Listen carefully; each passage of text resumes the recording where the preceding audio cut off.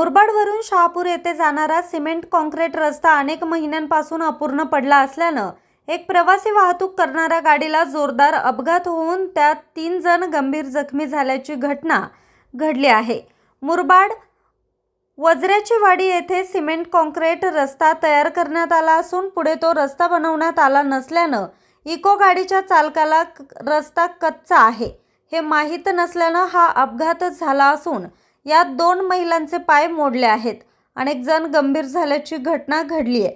हे प्रवासी साखरपाडा शहापुरातील असल्याचं बोललं जाते।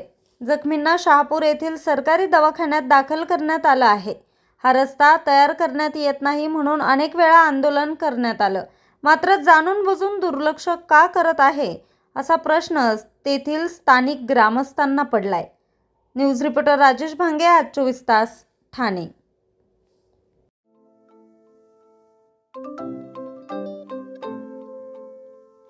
नवनवीन आणि ताज्या घडामोडींसाठी आज 24 तास सबस्क्राईब करा।